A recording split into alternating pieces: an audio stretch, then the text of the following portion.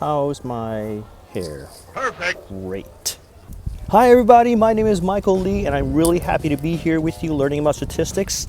For myself personally, statistics and more importantly teaching statistics to high school kids is a pretty important skill these days. Personally, I don't know, let's just say hypothetically I had to teach something statistics-wise to some high school kids and I had to look up something 5 minutes before class. Like I said, it's just hypothetical, right?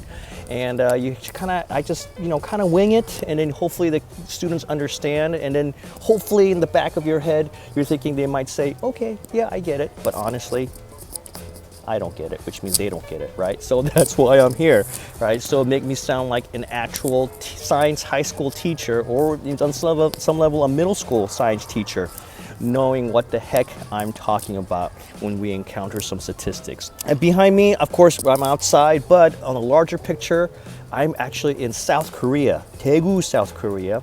And if you can hear possibly in the background, it's lunchtime. And the students are rolling about, they're probably screaming occasionally because they're just playing around. And high school kids, they're a little bit crazy, right, when you give them a chance.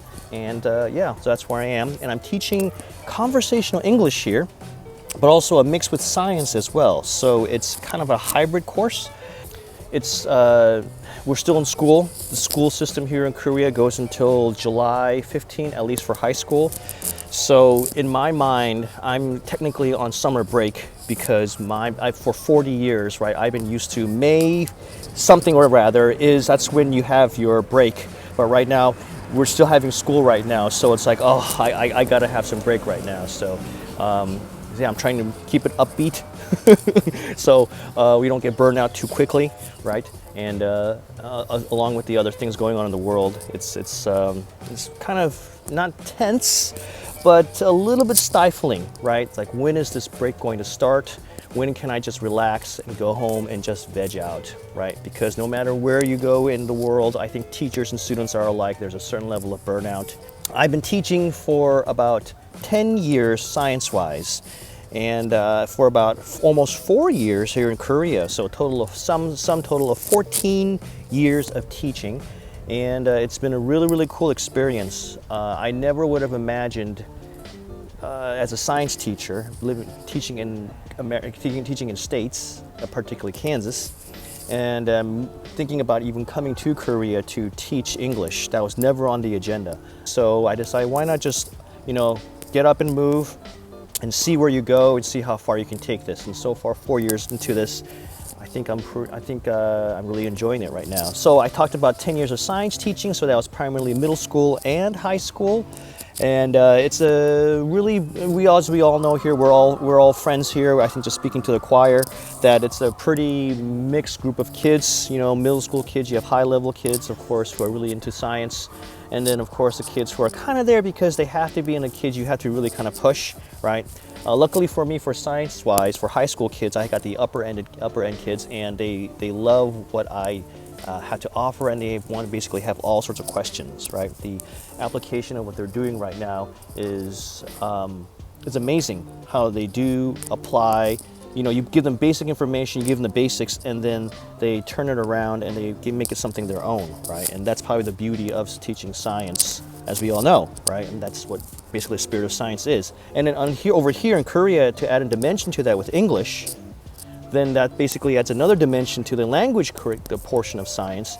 And then you realize, hey, there's a lot of cross-curricular stuff that's going to happen with this stuff. Why not take advantage of it since I'm in a different country? So upon looking at the pictures of the slides, I would say the picture that best describes me is the T-Rex in the Museum of the Rockies. Why do you say that is? It's because I'm old. But no, seriously. So the Museum of the Rockies, because we have the T-Rex, and for me, science-wise, it's all about data and about history, right? So statistics, if we want to tie into the statistics component, as well, right? So whatever data we gather, we can put that in and visualize that in the museum.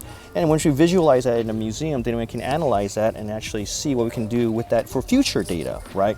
So the T-Rex, although it's a representation of ancient history of the Earth, it also can represent in some way what might happen into the future, right? Why did a extinction occur? And more importantly, biologically as well, what kind of statistics can we pull out of that as well, right? Okay, what do I hope to learn? And I guess we can actually tie that with question number 6 is what does statistics mean to me, or why do I think statistics as a teacher is important to me? Although I briefly talked about it earlier on, it's just for myself, it's to be a more competent science teacher, especially with high school, because the next step is university or college, right?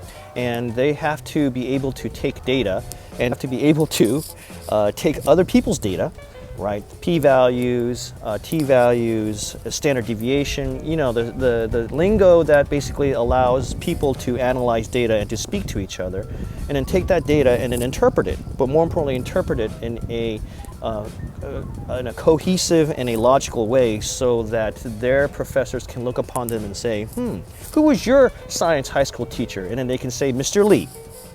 And then I'll be like, yeah, that's me. I taught that kid, right? It's just to make me, to make future scientists and more importantly, future science students, if they're so willing to be, right? To be more able to or more competent in interpreting data. Probably the one other thing is what I hope to learn, and number 6 is what I hope to take away as a teacher for this class is to not, to throw away the fear of math.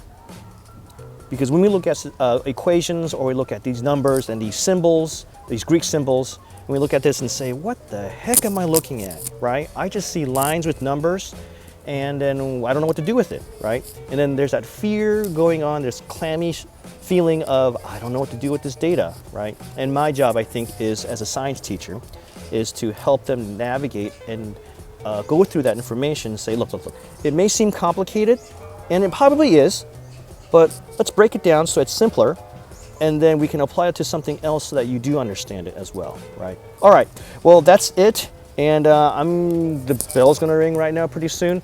And I'm really hoping to meet some of you in the discussion chat. And we can move on from there and learn more about this coursework. So, okay, signing off from South Korea. I hope to meet some of you and talk to you soon.